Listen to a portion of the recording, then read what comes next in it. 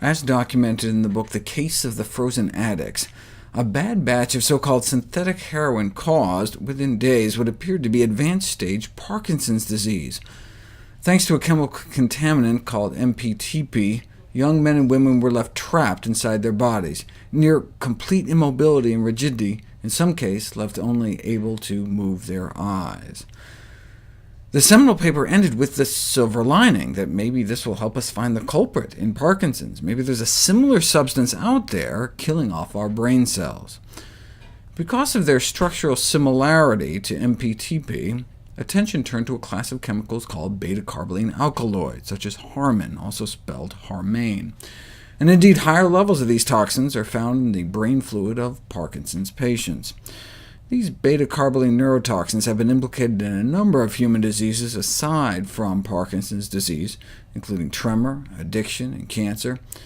I already talked about the role of diet in both preventing and treating Parkinson's, but the most common movement disorder isn't Parkinson's, it's what's called essential tremor, affecting 1 in 25 adults over 40 and up to 1 in 5 of those in their 90s, making it one of the most common neurological diseases. In addition to the potentially debilitating hand tremor, there can be other neuropsychiatric manifestations of the diseases, including difficulty walking and various levels of cognitive impairment. Might those beta-carboline neurotoxins be playing a role? Well, harmane is among the most potent of these tremor-producing neurotoxins. You expose people to these chemicals, and they develop a tremor. You take it away, the tremor disappears. What if we're exposed long-term? Well, this recent study found that those with essential tremor had much higher levels of this toxin in their bloodstream compared to those without tremor. The highest levels are found in those who have both essential tremor and cancer, suggesting harmane may be playing a role in both diseases. And the higher the harmane levels, the worse the tremor. How do they get exposed to these chemicals? Primarily through meat, beef, chicken, and pork, and fish, actually. So if this potent tremor-producing neurotoxin is concentrated in cooked muscle foods, is meat consumption associated with higher risk of essential tremor? Men who ate the most meat in this study had 21 times the odds of essential tremor. Just to put that in context, you go back to the original studies on smoking and lung cancer. Smoking was only linked to at most 14 times the odds, not 21.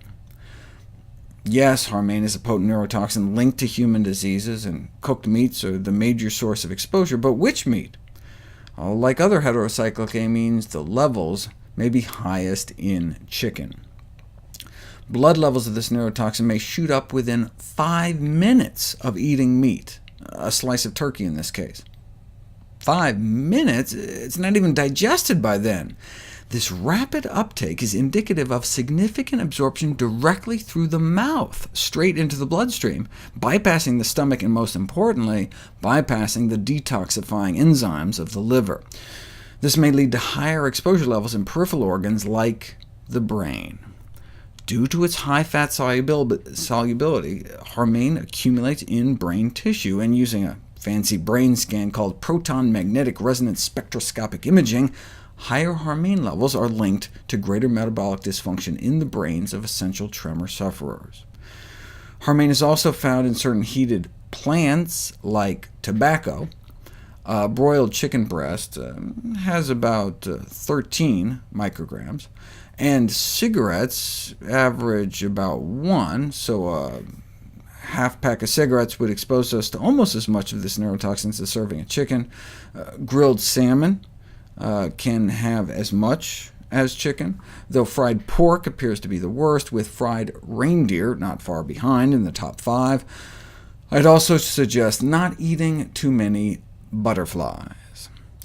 Harmane is created when tobacco is burned, and also when coffee beans are roasted, though coffee intake has not been tied to increased risk, and neither is tobacco for that matter. So it may be something else in the meat that's to blame for the 2,000% increase in odds for this disabling brain disease.